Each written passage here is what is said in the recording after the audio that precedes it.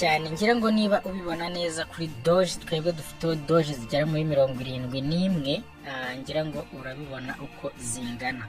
Izi ngizi rero tugiye kubikuzaho, nibura katubikuzeho na mirongo reka tubikuzeho nka 50 Doge 50 tuba arizo tubikuza. Uraza rero ukinjira hano kuri aka gakofi gutya, ahangaha ukakirika kuri aka gakofi. Iyo ukuritse kuri aka gakofi rero nta kindi bigusaba, uraza ukakandaho gutya. Iyo umaze gukandaho gutya bahita bakwereka amagambo abiri hano, hari deposit hakaba na withdraw. wowe rero uhita ukanda kuri withdraw gutya, iyi ngiyi niyo uza ugakirika. Iyo umaze gukirika kuri withdraw bahita bakwereka Doge address na amount. Twebwe rero kuko ya address twayifashe, uraza hano ugakanda ugakirika ugatsindagira, warangiza ugakora paste. Iyo ukoze paste tuba dushyizemo ya address twakuye muri Binance. Wamara kuyishyiramo ugahita uza hano hasi ugashyiramo amount, amafaranga Doge ugiye kubikuza uko zingana. Urabona ko bakubwira ngo minimum, bakwereka ko minimum ari 15 ugomba kuba wabikuza. Rero twebwe turashaka kubikuza 50, uraza ukazishyiramo ahangaha, uraza ukandikamo 50 gutya, warangiza ugahita ukanda kuri withdraw gutya, ugahita ukanda kuri withdraw, warangiza ugategereza ukareba hano hejuru aka message baguha, ngira ngo urakabona uko bakubwiye ngo your withdraw is requested.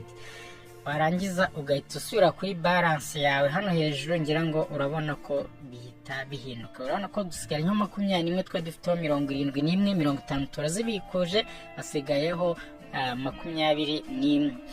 Nta kindi ukora rero, niba ushaka kureba uko bimeze uhita uza ugakirika hano hejuru. Ahangaha hari aka kantu kameze nk'agasimba, ngira ngo urahabona ahangaha. Umaze gukirikaho rero gutya, uhita umanuka hano hasi handitse translate.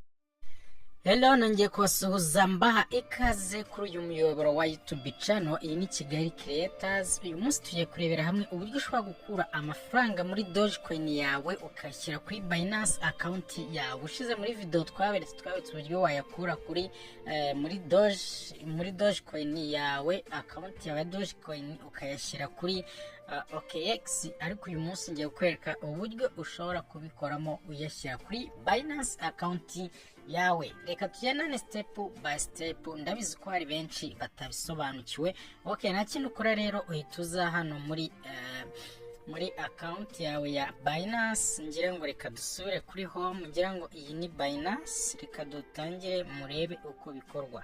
Uraza muri Binance account yawe, iyo uhageze ni uku nguku haba hameze. Iyo umaze kugera kuri Binance account yawe, urabanza ukareba icyo bita asset. ku bafite Binance ifite asset, ndabereka hano hasi aho uri burebe. Urareba hano hasi handitse asset, ngira ngo urahabona, bikamushyiri akantu gafresh hano, urakanda kuri asset, abandi abanditseho wallet. Iyo uje ugakandaho gutya rero nta kindi kibaho, bahita bakugeza ahantu hameze gutya. Warangiza ukareba ahangaha hejuru handitse deposit. Iyo ugeze ahanditse deposit, nta kindi ukora rero, uhita uza ugakirikaho. Iyo umaze gukirikaho gutya, bahita bakujyana muri coin zawe zigiye zitandukanye. Ngira ngo coin ziri aha zose murazireba uko zingana, harimo BTC, akamo Ethereum, akamo USDT, akamo BNB n'izindi zigiye zitandukanye, ariko twebwe icyo dushaka uyu munsi ni icyo bita Doge. Uraza ugafata Doge yawe account, Doge yawe aho yanditse gutya, ukaza ukayikirikaho gutya. Iyo umaze kuyikirikaho nta kindi gukora, uhita uza ugahitamo network ugiye kubikuza amafaranga yawe ari kuri Doge.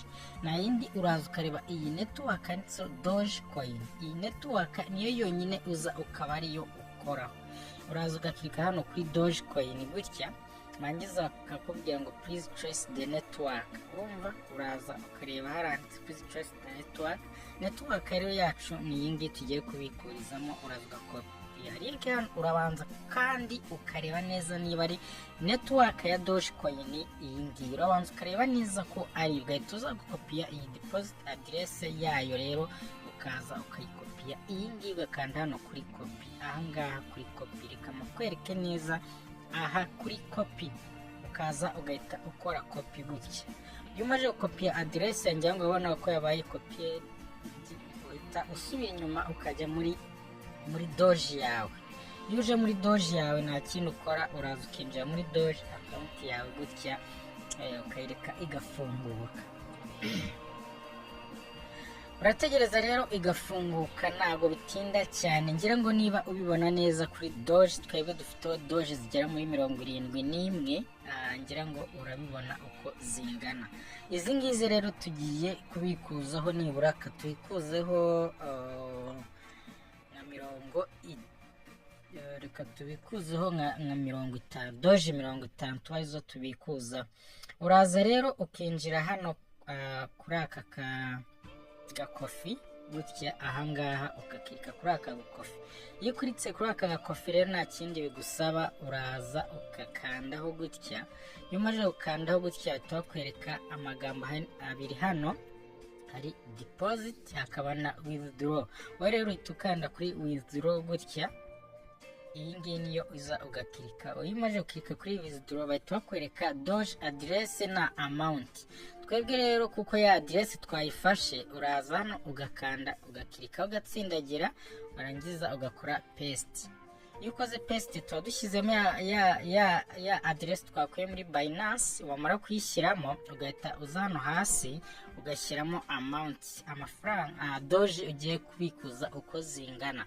Urabona ko bakubwira ngo minimum, bakwereka ko minimum ari 15 ugomba kuba wabikuza. Rero twebwe turashaka kubikuza 50, uraza ukazishyiramo ahangaha, uraza ukandikamo 50 gutya, warangiza ugahita ukanda kuri withdraw gutya, ugahita ukanda kuri withdraw, warangiza ugategereza ukareba hano hejuru aka message baguha, ngira ngo urakabona uko bakubwiye ngo your withdraw is requested.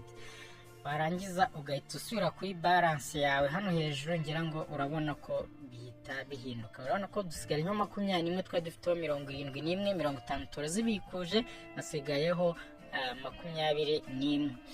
Nta kindi ukora rero, niba ushaka kureba uko bimeze uhita uza ugakika hano hejuru. Ahangaha hari aka kantu kameze nk'agasimba, ngira ngo urahabona ahangaha.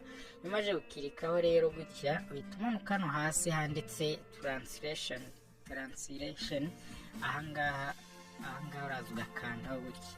Umaze gukandaho uko nguko, nta kindi bakwereka, bahita bakwereka uko biri gukorwa. Ngira ngo urebye neza hano witegereje ahangaha, witegereje urabona ko hari icyo bakwereka, bakutweretse ko tuzibikuje iki gihe.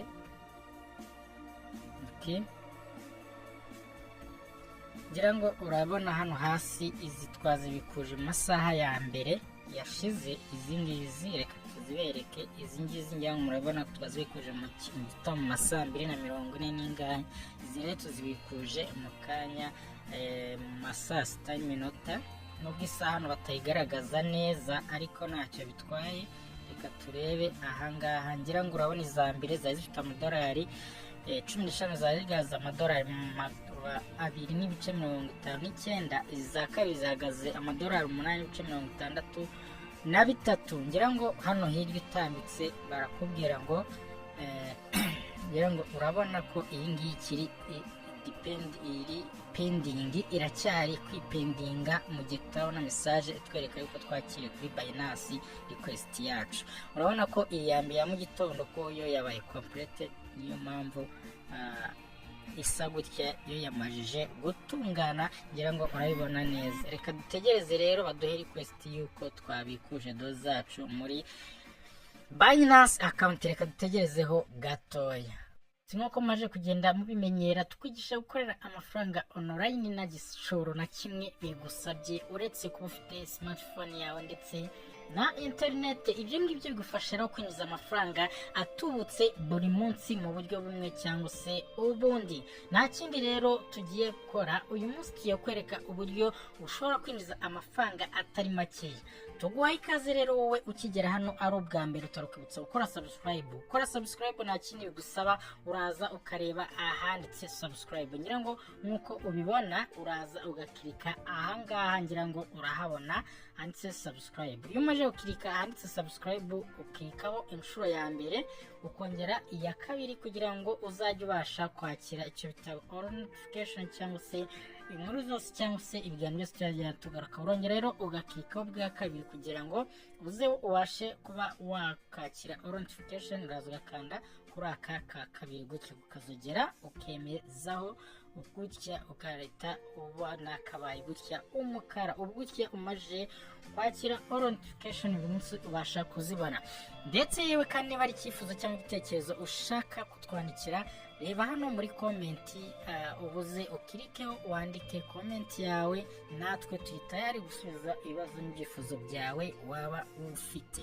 Nta kindi rero kandi none tugiye kwereka uretse kuba twakereka buri muntu ushaka kureba icyo bita amalinki dushyira muri description rero iyo ushaka kureba amalinki twagiye dushyiramo cyangwa se WhatsApp urubuga turayifite, ngira ngo mujya muri hano muri mowa, ngira ngo ndahakwereka gutya ahangaha handitse ijambo mowa, uraza uhasange byinshi bigiye bitandukanye. Urasanga linki ya videwo z'amavideo twagiye dukoraho, urahasanga linki ya groupe, yewe urahasanga na linki uri bwinjireho kuri izi application. Ngira ngo nkuko mubibona Binance iduhaye email itubwira yuko za Dogecoin zacu 50 twabikuje zamajije kuba zabashije kuba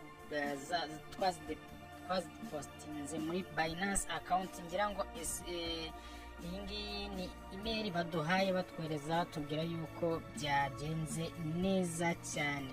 Ngira ngo niba ubibona neza hano hejuru barakubwira ko byabaye confirmed, ngira ngo urabibona ahangaha. Ngira ngo umanutse hano hasi rero ukareba barakubwira yuko izi Dogecoin zacu twabikuje 50 zitugezeho ari 49.9999, mbese bagukata igice kimwe cyo kubikuza. Urumva yuko nta nubwo bakata ibintu byinshi. Ngira ngo kandi ikindi turamutse tunyarukiye muri Binance account yacu tukarebamo byanga bikunda message baba iduhaye itwereka yuko kubikuza kwacu byagenze neza. Reka turebe kuri Binance account yacu uko byifashe, reka dutegereze ifungukeho gato cyane ubundi turebe uko bimeze. Mwibutsa gukora subscribe wowe utarayikora, wibuka no gukanda kunzogera kugira ngo tuzacikwa n'ibiganiro Kigali Creators kugezaho uko bukeye nuko bwije. Okay, turebye hano muri notification zacu zabashije kuza kuri Binance, ngira ngo urabona ko dufite notification ebyiri zabashije kutugeraho. Reka dufungure turebe icyo batubwiye. Okay, reka dufungure turebe ese batubwiye ibiki. Iyi ngiyi ni online business cyangwa se social media business. Ibyo byose ahangaha urabisanga muri YouTube cyane online business nizo dukora ku buryo budasubirwaho. Ngira ngo nkuko ubibona hano barakubwira ngo Doge deposit successful, urabona byabaye ku isaha ya saa 8:20.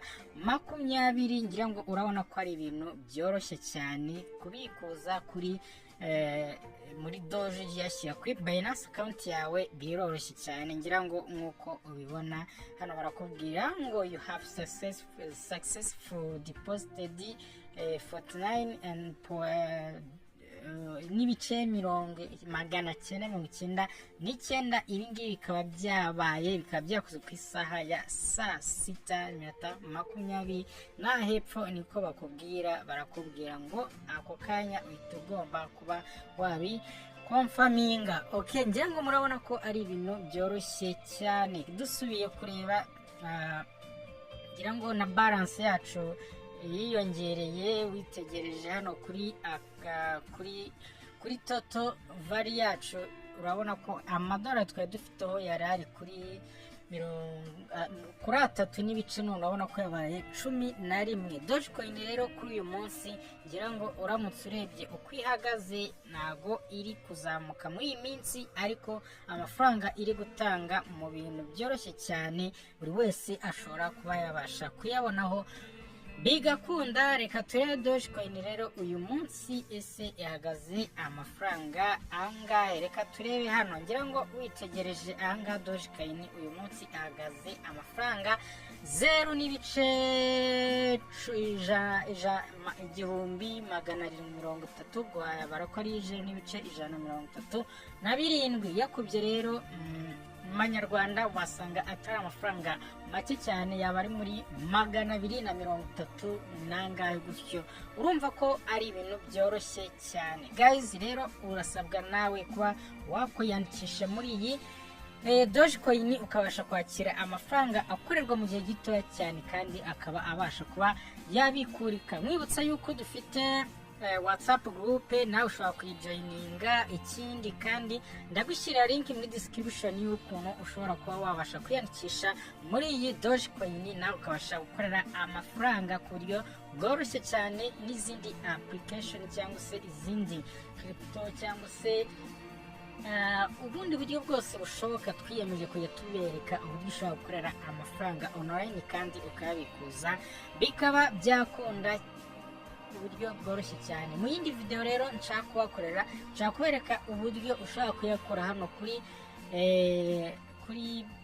kuri Binance yawe, ukabasha kuyashyira kuri telefone yawe, kuri mobile money yawe, ku bintu byoroshye cyane cyane cyane, kugira ngo buri wese yabasha kubyikora. Ubutaha rero niko tuzagenda tubikora gake gake. Guys turi kumwe rero, ciao ciao. Wibuke gukora subscribe ndetse unafungura inzogera kugira ngo tuzabicikwa n'ibiganiro Kigali Creators ikugezaho umunsi ku wundi.